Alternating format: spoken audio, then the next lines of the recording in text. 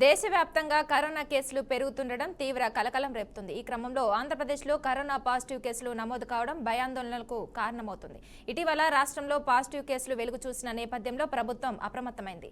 అన్ని జిల్లా కేంద్రాల్లో కరోనా ప్రత్యేక వార్డులు ఏర్పాటు చేసింది. ఇటీవల రాష్ట్రంలో ముగ్గురికి కరోనా పాజిటివ్గా నిర్ధారణ అయినట్లు వైద్య ఆరోగ్య శాఖ తెలిపింది. ఏలూరు కలెక్టరేట్లో పనిచేసే 4 సిబ్బందికి కోవిడ్ లక్షణాలు కనిపించడంతో వారు ఏలూరు సర్వజన ఆసుపత్రి VRDL ల్యాబ్లో పరీక్షలు చేయించుకున్నారు. నిన్న విడుదలైన రిపోర్టులో ముగ్గురికి పాజిటివ్గా తేలింది. వైద్యులు వారికి హోమ్ ఐసోలేషన్లో ఉండాలని, తగిన చికిత్స తీసుకోవాలని సూచించారు. చాప కింద నీరులా కరోనా మళ్లీ వ్యాప్తి చెందుతున్న నేపథ్యంలో ప్రజలు అప్రమత్తంగా ఉండాలని, ఏ చిన్న కోవిడ్ లక్షణాలు కనిపించినా వెంటనే వైద్యులను సంప్రదించాలని ఆరోగ్య అధికారులు సూచించారు.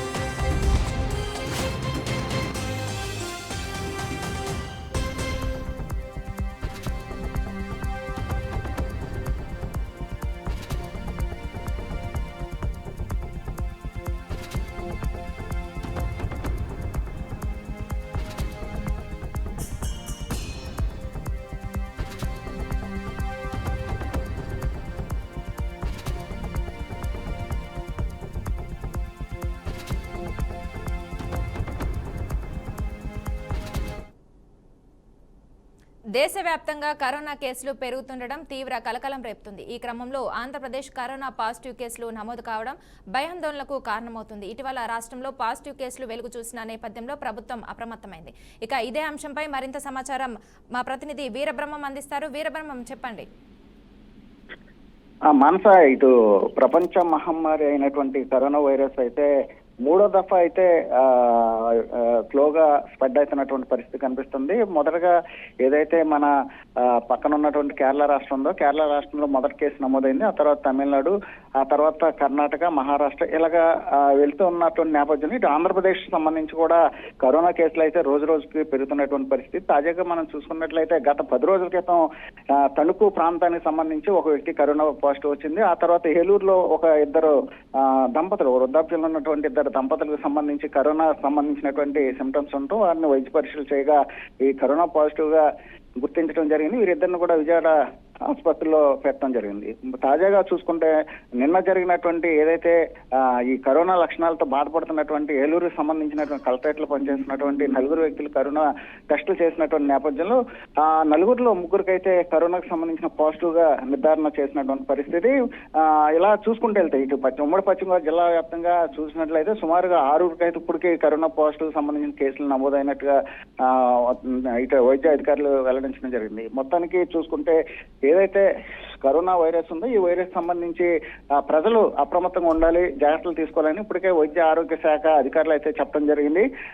ప్రతి గవర్నమెంట్ హాస్పిటల్లో కూడా ఏదైతే కరోనా వార్డులు కూడా ప్రత్యేకమైనటువంటి వార్డులు కూడా ఏర్పాటు చేశారు. ఐసోలేషన్ కావచ్చు, లేకపోతే ఇటు ఆక్సిజన్ సంబంధించినటువంటి పరికరాలు, ఆక్సిజన్ కూడా నిల్వలు ఉంచినటువంటి పరిస్థితి అయితే ఇటు జిల్లా వ్యాప్తంగా ఉంది. అదేవిధంగా రాష్ట్ర వ్యాప్తంగా కూడా ఇటు వైద్య ఆరోగ్య శాఖ కూడా, ఇటు మంత్రిత్వ శాఖ కూడా నిర్దిష్టంగా ఎప్పటికప్పుడు కూడా దీని మీద కేసులు ఏ విధంగా పెరుగుతున్నాయి, దీనికి సంబంధించి మరణాలు ఉన్నాయా, లేకపోతే లక్షణాలు తీవ్రతరంగా ఉన్నాయా, లేకపోతే లైట్ ఉన్నాయా అనే దాని మీద అధ్యయనం చేస్తున్నారు. దీనికి సంబంధించి ఎప్పటికప్పుడు కూడా వైద్యాధికారులు ఆ జిల్లాలకు సంబంధించి అధికారులకైతే ఎప్పటికప్పుడు సమాచారం ఇస్తున్నటువంటి పరిస్థితి. మొత్తానికి చూసుకుంటే ఏదేమైనప్పుడు కూడా ఈ కరోనా కేసులు అయితే రోజు రోజు కూడా పెరుగుతున్నటువంటి పరిస్థితి కనిపిస్తుంది. మానస, అయితే ఇది కరోనా కేసులు పెరుగుతున్న నేపథ్యంలో ప్రభుత్వం ఇవి ఎక్కువ కాకుండా తీసుకునే చర్యలు ఏంటంటారు? ప్రజల నుండి అలాగే ప్రభుత్వం నుండి ఎలాంటి చర్యలు తీసుకోవాలంటారు?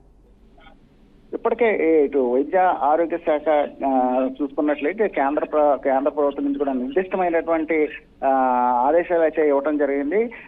ప్రతి ఒక్కరు కూడా మాస్క్ ధరించాలి. అదేవిధంగా బహిరంగ ప్రదేశాల్లో కూడా ఇతర వ్యక్తులు ఉన్నప్పుడు దూరం పాటించాలని, అదేవిధంగా ఈ కరోనా సంబంధించినటువంటి వ్యాధి ఒకరి నుంచి ఒకరు స్ప్రెడ్ అవ్వకుండా తగినటువంటి జాగ్రత్తలు తీసుకోవాలని చెప్పేసి నిర్దిష్టమైనటువంటి ఆదేశాలు జారీ చేసింది. అదేవిధంగా రాష్ట్రానికి సంబంధించిన వైద్య అధికారులు కూడా జిల్లా వైద్య అధికారులకు సూచన చేయడం జరిగింది. ఏదైనప్పుడు కూడా ఈ కరోనా వైరస్ సంబంధించి చూసుకున్నట్లయితే 2020లో అయితే మొదటి దఫా వచ్చినటువంటి నేపథ్యం, తర్వాత రెండో దఫా, ఈ 2 దఫాల్లో కూడా కొన్ని లక్షలాది మంది ప్రాణాలు అయితే కోల్పోయారు. అయితే ఈ మూడోసారి కరోనా వైరస్ కూడా ప్రబలుతున్నటువంటి నేపథ్యంలో ఇప్పటికే కేంద్ర రాష్ట్ర ప్రభుత్వాలు కూడా తగినటువంటి జాగ్రత్తలు తీసుకుంటున్నారు. ప్రజలు కూడా అప్రమత్తం చేస్తున్నారు. దీనికి సంబంధించి ప్రతి గవర్నమెంట్ హాస్పిటల్ కావచ్చు, లేకపోతే వైద్య ఆరోగ్య శాఖకు సంబంధించి నిధులు వస్తున్నటువంటి ఏదైతే ఆరోగ్యశ్రీ కేంద్రాలు ఉన్నాయో ప్రతి హాస్పిటల్లో కూడా ఈ కరోనాకు సంబంధించినటువంటి వార్డులు, ప్రత్యేక వార్డులు ఏర్పాటు చేశారు. అక్కడ ఆక్సిజన్ ఏర్పాట్లు చేశారు. ఏదేమైనా ఇప్పుడు కూడా ప్రజలు కూడా పూర్తి స్థాయిలో అప్రమత్తం చేస్తున్నారు. ప్రజలు కూడా జాగ్రత్తగా ఉండాలని చెప్తున్నారు.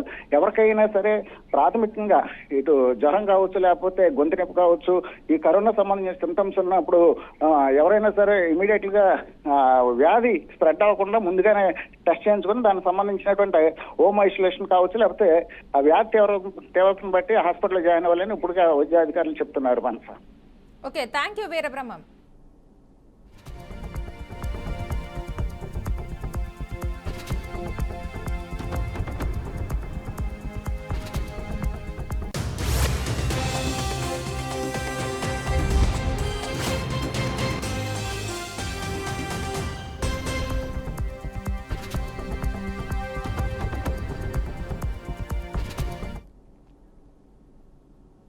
హైదరాబాద్లో దారుణం చోటు చేసుకుంది. మాదాపూర్లో యువకుడు దారుణ హత్యకు గురయ్యాడు. జయంత్ గౌడ్ అనే యువకుడు మాదాపూర్ యశోద ఆసుపత్రి వెనుక స్నేహితులకు పార్టీ ఇచ్చాడు. స్నేహితులతో కలిసి జయంత్ పార్టీ చేసుకుంటూ ఉండగా 3 వ్యక్తులు వచ్చి బంగారం, డబ్బులు ఇవ్వాలని బెదిరించారు. జయంత్ వారితో గొడవకు దిగడంతో అతడిపై కత్తులతో దాడి చేశారు. ఈ దాడిలో యువకుడు అక్కడికక్కడే మృతి చెందాడు. తల్లి పుట్టినరోజునే కొడుకు మరణించడంతో ఆ కుటుంబంలో విషాదం నిండుకుంది. ఘటనపై కేసు నమోదు చేసుకున్న పోలీసులు హత్య చేసిన దుండగుల కోసం గాలిస్తున్నారు.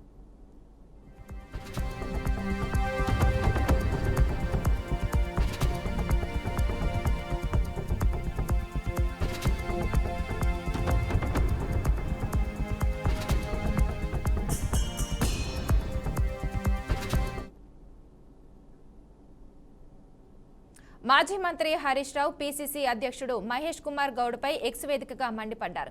పీసీసీ అధ్యక్షుడి హోదాలో ఉండి మహేష్ కుమార్ గౌడ్ చేస్తున్న వ్యాఖ్యలను తీవ్రంగా ఖండిస్తున్నానని, సూటిగా ఎదుర్కొనే ధైర్యం లేక దిగజారుడు రాజకీయాలు చేయడం సిగ్గుచేటని ఘాటుగా స్పందించారు. విలువలకు తిలోదకాలు ఇచ్చి రేవంత్ రెడ్డి బాటలోనే నడుస్తున్నారని విమర్శించారు. పెళ్లిలోనూ చావులోనూ కలిసిన సందర్భాలే తప్ప మహేష్ కుమార్ ఆరోపించినట్లు ఇతర పార్టీ నాయకులకు గానీ, వారి పార్టీ నుంచి వెళ్లిన నాయకులను గానీ ఎప్పుడూ వ్యక్తిగతంగా కలిసింది లేదని స్పష్టం చేశారు.